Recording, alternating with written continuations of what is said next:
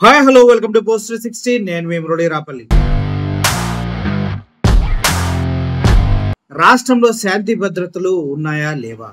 YS Rajasekhara Reddy గారి విగ్రహాన్ని విచక్షణారహితంగా, రాక్షసంగా, రౌడీయిజంతో పగలగొట్టినటువంటి దుర్మార్గుల్ని ఏమనాలి, ఎలా శిక్షించాలి? కూటమి ప్రభుత్వంలో న్యాయం 4 పాదాల మీద తల్లకిందులుగా నడుస్తుందంటే మీరు నమ్ముతారా లేదా?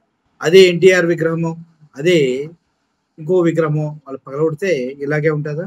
జగన్మోహన్ రెడ్డి పైన ఉన్నటువంటి అక్కసును తీర్చుకోలేక ఏలూరులో నిన్న బైరెడ్డి సిద్ధార్థ రెడ్డి వెళ్ళి మాట్లాడినప్పుడు లోకల్ గా ఉన్నటువంటి లీడర్లంతా వైఎస్ఆర్సిపి పార్టీ వైపు చూస్తున్నారని కుళ్ళుతో, అక్కస్తో, కడుపు మంటతో వైఎస్ జగన్మోహన్ రెడ్డి గారి విగ్రహాన్ని తలపగలగొట్టి చేతులు విరగొట్టడం జరిగింది.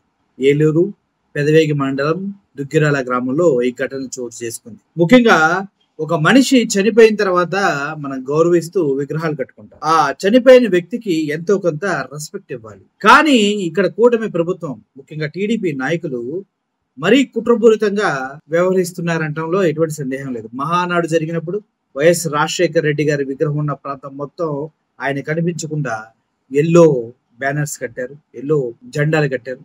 ఇప్పుడు నిన్న పోరుబాట సూపర్ డూపర్ సక్సెస్ అయిపోయిన తర్వాత యువత పోరుబాట అక్కడ ఏలూరులో రాజకీయాలు వేడెక్కాయి. వైఎస్ఆర్సీపీ పార్టీ దమ్మేందో లోకల్లో ఉన్నటువంటి టీడీపీ నాయకులకు తెలిసింది. అది తట్టుకోలేక కడుపు మంటతోనే ఇటువంటి దారుణానికి దిగజారనంటూ చెబుతూ ఉన్నారు. ఏది ఏమైనప్పటికీ వైఎస్ జగన్మోహన్ రెడ్డి గారి తండ్రి అయినటువంటి వైఎస్ రాజశేఖర రెడ్డి గారి విగ్రహాన్ని విచక్షణారహితంగా పగలగొడతానికి కారణం ఇప్పుడు జగన్మోహన్ రెడ్డి గారికి ప్రజల్లో వస్తున్న ఆదరణ, ఆయనకి లభిస్తున్నటువంటి స్పందన. వాటిని తట్టుకోలేకే కూటమి నాయకులు ఇంత దిగజారుడు రాజకీయాలు చేస్తున్నారంటూ చెప్తూ ఉన్నారు. నిజమే కదా? ఒకసారి ఆ విగ్రహాన్ని పగలగొట్టారు చూడండి.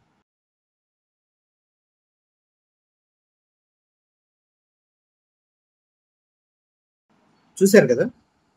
ఇది పరిస్థితి. ఎప్పుడైనా ఎదుటివాడి దగ్గర బలం లేనప్పుడు అమ్మల్ని తిడతాలు, వాళ్ళ ఇంట్లో ఏవుడు పగలగొడతాలు, లేదంటే వాళ్ళ చుట్టుపక్కల ఏమన్నా నాశనం చేసి దొంగతనంగా వెళ్ళిపోతావో చేస్తూ ఉంటారు. అంటే ఈ విగ్రహం పగలగొట్టిన కూడా అలా చేతకని ముండలై ఉంటారేమో అని నేను అనుకుంటున్నాను. ఎందుకంటే ధైర్యవంతుడు ఎప్పుడు విగ్రహాన్ని పగలగొట్టాడు, ఎదుర్కొంటాడు, రాజకీయంగా నిలబడతాడు. జగన్మోహన్ రెడ్డి అయితే ఏంటి, లోకల్ ఎవరైతే ఏంటి, రాజకీయ ప్రత్యర్థితో బలపడతాడు, గెలుస్తాడు. అది వాడి విజయం. కానీ ఇది విజయం కాదు, ఇది ముండతనం అంటారు దీన్ని. అంటే తెలుసు కదా, తెలుసా? ఇలా చేత కాకుండా విగ్రహాలు ఎవడైతే పగలగొడుతున్నాడో వాడు ఇకనైనా పూర్తి స్థాయిలో మగాళ్ళ మారాలని కోరుకుంటూ, వైఎస్ రాజశేఖర రెడ్డి గారి విగ్రహం పగలగొట్టొచ్చు కానీ ఆయన ప్రజల గుండెల్లో స్థిరస్థాయిగా నిలిచిపోయినటువంటి ఒక మహా నేత. ఎన్టీ రామారావు అయినా కూడా, వైఎస్ రాజశేఖర రెడ్డి గారు అయినా, జగన్మోహన్ రెడ్డి అయినా ప్రజలకు ఎంతో కొంత మంచి చేసిన వాళ్ళు. వీళ్ళని వాళ్ళ గుండెల్లోంచి తీసేయటం ఏం ఉండా వల్ల కాదని నేను అనుకుంటున్నాను. ఒక మగోడైతే మనం ట్రై చేయండి, లేదనుకుంటే జీవితాంతం నాగే ఉండి ముసుగులేసుకుని వచ్చి విగ్రహాలు పగలగొట్టండి. అంతే అంతే. మీ బతుకులంతా కనపడకుండా వెళ్ళి విగ్రహాలు పగలగొడతాం, దాక్కొని ఇళ్లలో తోరుతాం, మీ ఇళ్లలోకి ఎవడన్నా దూరితే అక్కడ నుంచి పారిపోవటం, ఇదే చేయండి. అర్థమైందా? సో ఎవడైతే జగన్మోహన్ రెడ్డి గారి తండ్రి వైఎస్ రాజశేఖర రెడ్డి గారి విగ్రహం పగలగొట్టాడో వాడు ఏంటి అనేది నేను క్లియర్ గా చెప్పా. నిజంగా మగోడేయండి, ఓన్లీ వన్ ఫాదర్ అయి ఉంటే మాత్రం ధైర్యంగా వచ్చి నేనే పగలగొట్టాను చెప్పండి. అంతుందా? లేదు కదా? లేనప్పుడు మూసుకొని కూర్చోవాలి బేట, ఎక్స్ట్రా చేయకూడదు. Thank you for watching this video. Murali signing off. Thank you so much.